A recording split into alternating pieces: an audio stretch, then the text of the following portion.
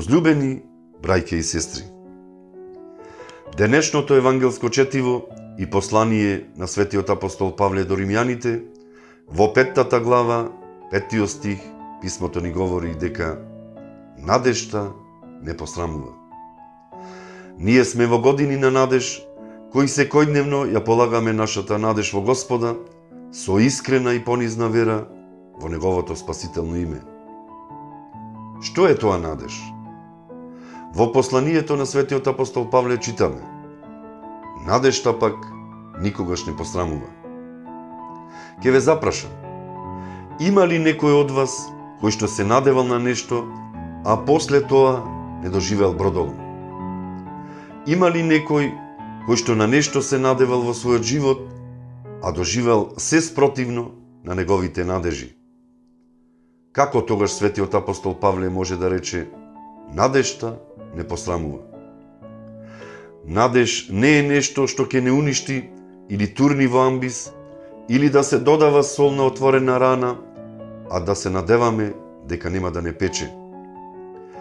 Надеж не е да се обесхрабриме и високо да ги подигнеме рацете како чин на предавство и да речеме: не, јас не можам понатаму. А Павле, сопатник ни страшни страданија и неволји, сепак со храброст запишал: надежта не посрамува. Тогаш се поставува друго прашање. Ако Павле со такво уверување кажува, тогаш има нешто подлабоко во неговата вера. Ако според Павле надежта не посрамува, тогаш за која надеж апостолот ни говори? Доаѓаме до заклучок дека има две врсти на надеж. Надеж со мала буква и надеж со голема буква, односно со мала или голема вера. Надеж со мала буква е онаа надеж кога човек ќе се вработи и вели: ова е работата од моите соништа. Конечно најдов нешто што вистински ме исполнува. И после 3 или 4 месеци си ја отвора душата пред некој ближен и сроден по вера и вели: катастрофа, страшно, фала му на Бога што не се испотепавме на работа. Ете тоа е надеж со мала буква. Друга таква мала надеж е кога некој пријател што го познаваш целиот твој живот, кој секогаш се залетува од прва, ќе дојде со некоја нова девојка и ти вели: ова е вистинската. Оваа личност ја барав целиот мој живот. Не знаеш каква добрина е таа. И во себе си велиш: Боже, кога ќе му се отворат очите? После од прилика месец или два, го сретнуваш сам и ти вели: готово е. Катастрофа. Не се издржуваше повеќе. Има и друга надеж со мала буква. Кога на човек му оди супер во животот, што се однесува до финансискиот дел, фирмата е во топ позиција, платата солидна и одеднаш доаѓа таква криза. Фирмата пропаѓа и тогаш во таа личност никнуваат 1000 прашања. Што ќе правам сега? Како понатаму? Ова е крај. Надеж со мала буква. Можеме вака до недоглед. Ова е приказ на надежи кои ние секојдневно се соочуваме и пристапуваме со желба да ни се остварат. Вистинската реалност нема никаква врска со нашето очекување и со она што ние сме го зацртале во животот. Убаво е да планираме, да градиме, да бидеме успешни на работа, во љубовта. Тоа е добро. Но ако тука сме оставиле срцето, ќе дојдат потреси и бури во животот, ќе се раздиша тлото на кое стоиме и тогаш на што ќе се потпреме? На што ќе се надеваме? Има една надеж која не посрамува, а тоа е надеж за која Исус Христос ни ветува нешто величествено. Нема да ве оставам сираци.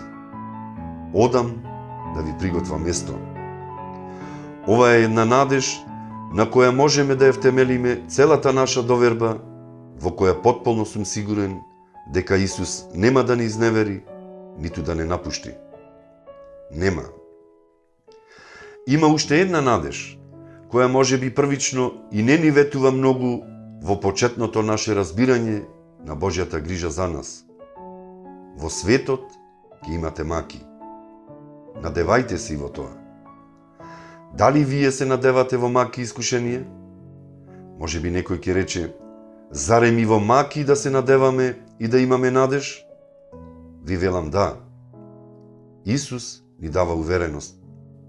Во светот ќе имате маки. Само не бојте се, зашто јас го победив светот. Ете, таа е надежта во Христа. Таа е надеж во Христа Исуса, која ќе те промени за 180 степени. И ништо повеќе нема да биде исто. Ништо. Во животот не знаеме што се може да не пресретне. Но твојата надеж повеќе нема да ја полагаш во ништо површно и временно. Нема ниту во здравието, бидејќи твоето здравие е кревко и променливо. Човек целиот живот работи и го троши своето здравие за да има многу пари. Потоа ги троши своите пари за да има подобро здравие. Повеќе нема да ја полагаме нашата надеж ниту во парите, бидејќи парите се трошат. Еден банкрот може да промени се. Узнаваш дека богатата капа не ја прави главата помудра. Повеќе нема да ја полагаме надежта ниту во луѓето, бидејќи сме луѓе грешни, слаби, луѓе кои повредуваме, кои напуштаме, предаваме. Ако Бога го предадовме, како не би и човекот, братот? Боже, смилувај ни се. Такви сме без Тебе. Но има нешто во длабочината на внатрешниот човек, кој што на Бога се надева и на неговите зборови и узнава дека верно е Словото и дека Исус нема да го остави надвор никој кој што на него се надева. Ке сретнеме и такви кои исповедаат вера во Христа, кои се религиозни и површни, а на првата препрека во животот хулат и негодуваат против Вседржителот. Независно од обкруженоста и местото каде тие се наоѓаат, во устите нивни секогаш го среќаваме оној познат вокабулар: плачење и кукање. Како Божем само тие се напуштени и оставени од Бога, дека не очекувале вакво нешто од Него и така натаму. На таквите секогаш им велам: ајде да отвориме на страниците во Евангелието, каде двајца ученици одат кон едно село по име Емаус. Велам двајца ученици кои одблизу го следеле Исуса и биле можеби повеќе од 3 години во неговото обкружување. Говорам за луѓе кои ги гледале и сведочеле за чудесата Христови. На тој пат воскреснатиот Исус ги среќава тажни и ги запрашува: зошто сте нажалени? Едниот од нив по име Клеопа му одговори и рече: единствен туѓинец ли си ти во Иерусалим, та не си разбрал што стана во него овие дни? Замислете, на Исуса тие му говорат што се случило со него. Тоа се случува и во нашите животи, кога сме во маки и проблеми, ние на Исуса му објаснуваме што се случува со нас, а не сме свесни дека тој чекори со нас.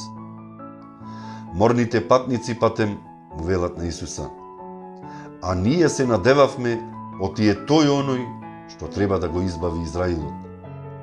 Со други зборови, драги браќи и сестри, ова би можело да значи дека Исус за некого може да биде и лажна надеж. Сте размислувале ли за ова некогаш? Дека и Исус, но не Исус кој што ни се објави и жив е во веки и веков, амин. Туку Исус кој што ти си го замислуваш. Исус кој што си го сотворил ти во својата глава. Исус кој ти ветува брда и долини. Исус кој ти вели: не грижи се, ништо нема да ти наштети. Јади, пи и весели се. А не Исус кој ти вели: повикај кон мене и побарај ме. Преку води ли ке минуваш, јас сум со тебе. Преку реки ли, тие нема да те потопат. Ако тргнеш преку оган, нема да те изгори. Со други зборови, драги браќа и сестри, ние честопати како верници или личности кои поседуваат надеж, имаме искривена слика за надежта и верата. Како да не мора ни сето тоа да поминеме. Зарем не е процес на ојачување, кога минуваме низ мачните страдања, тешкотиите, немаштијата, лошото здравие? Може би од овој агол е многу лесно денес да говориме за овие нешта, но кога ќе зачукаат неволите на вратата на страданијата, навистина е тежок тој пат. Пат на солзи и разочараност. Пат кога ќе треба да се голтне таа непреголтка во нашите грла. Пат на осаменост и безизлез. И додека мене во овој час може би и ми е тешко, на некој од вас им е претешко. Сите си го носиме своето бреме, својот крст. Но она што е сигурно и ни дава светлост на крајот од тунелот е цврстата вера во ветувањето на Исуса Христа и довербата во Него ќе ни дојави дека има надеж, има излез. Може би тогаш ќе ги спознаем Исусовите зборови со кои тој не поучува во Светото Писание. Не собирајте си богатства на земјата, каде што ги јаде молецот и рѓата и каде што крадците ги подкопуваат и крадат. Но собирајте си богатства на небото, каде што ни молец, ниту рѓа ги јаде и каде што крадци не ги подкопуваат, ниту крадат. Зашто каде што е богатството ваше, таму ќе биде и срцето ваше. Што значи ова, драги мои? Ако ние ги собираме Исусовите зборови и ги ставаме во ризницата на своето срце и не допуштаме никакво лукавство да ни ги открадне, ќе се обогатиме без сребро и злато, како што ни вели и светиот пророк Исаија. А сето ова погоре што ви го реков, тоа се зборови Божии. И кога еден ден ќе се најдеш во вителот на некоја тешкотија, тогаш припомни си за Исуса и извади ги пред лицето свое Христовите зборови и ќе ја почувствуваш неговата утеха. Дојдете при мене сите изморени и обременети, и јас ќе ви успокојам. Оние кои ќе се приближат кон Исуса и кои ќе го прифатат Него во нивните маки, во нивните тегоби и во секоја неволја низ која минуваат, секогаш наоѓаат утеха. Зошто? Затоа што тоа и го очекуваат од Него. Дозволете ми да ви го представам примерот на светиот апостол Павле, запишан во книгата Дела апостолски во 23 глава, каде што светиот апостол дури и својата слабост ја смета за сила своја. Замислете, во очите на оние кои Павле го судат, наоѓаат кривица само поради тоа што апостолот има надеж во воскресението на мртви. Во неговото присуство е отсутноста на љубовта од оние кои исповедаат љубов Божја. Обкружен од омразата на првосвештеникот Анани и сонародниците евреи, кои сакаат да го растргнат Павле заради неговата надеж. Но неговата вера е погласна од нивната викотница.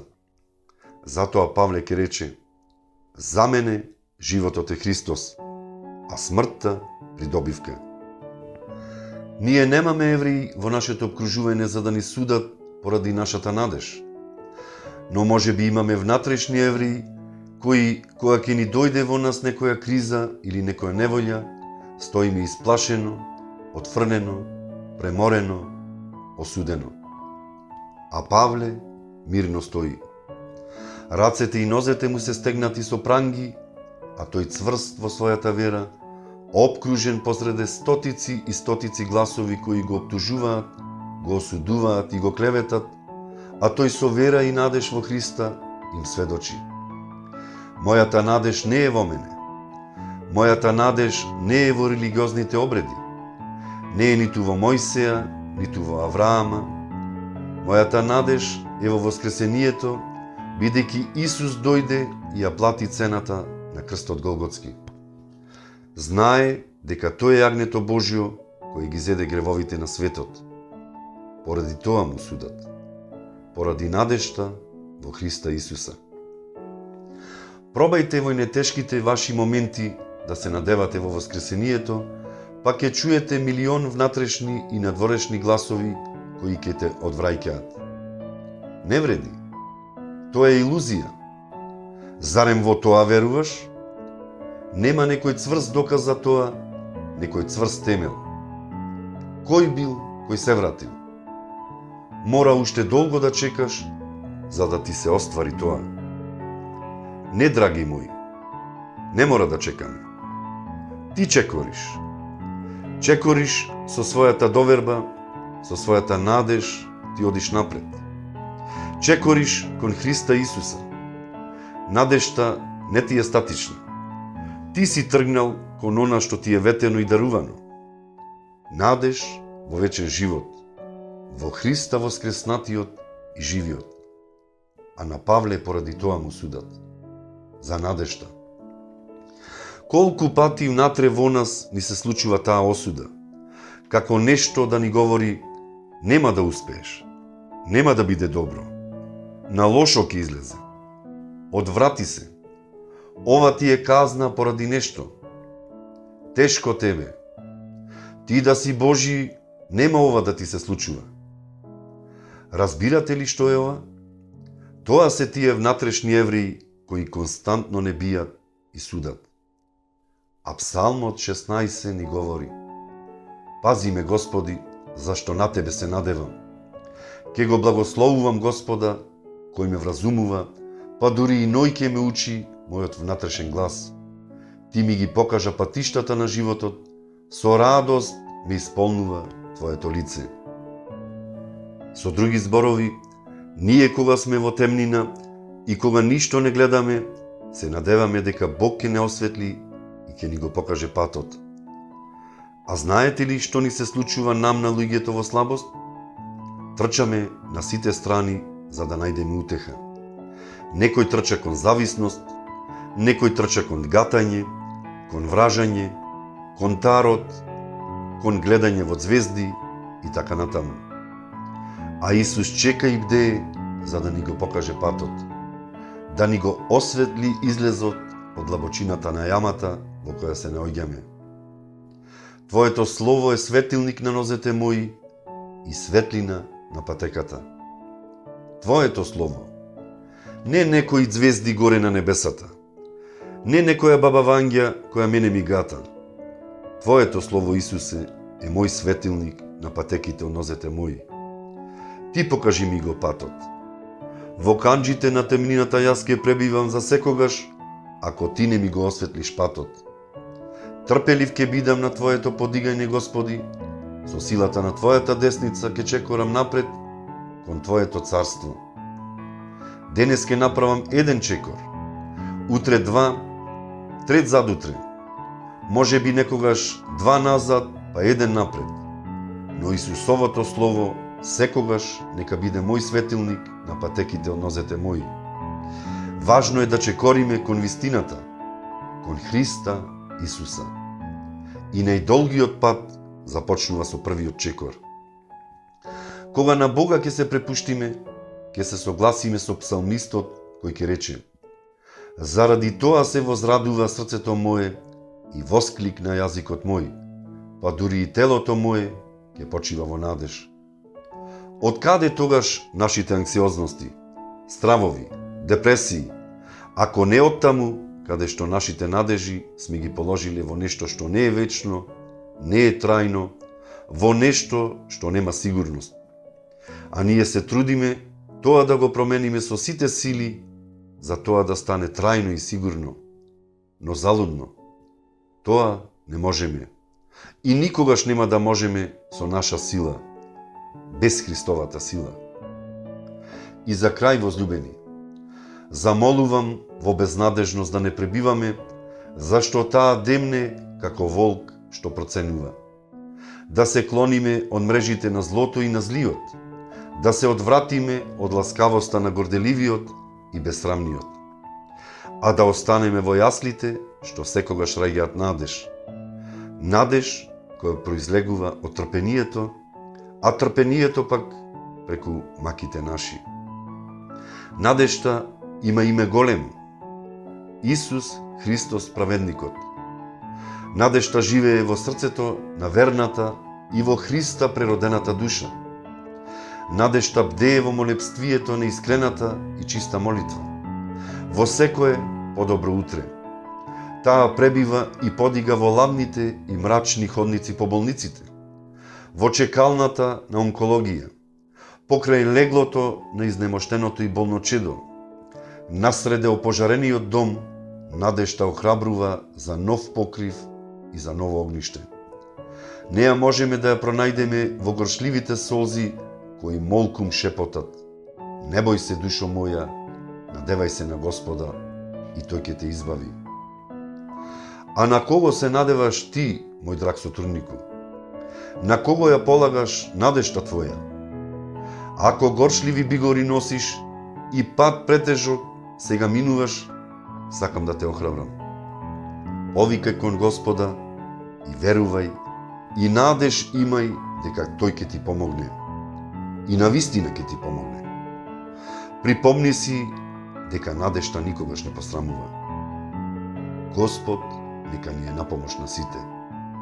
Амин.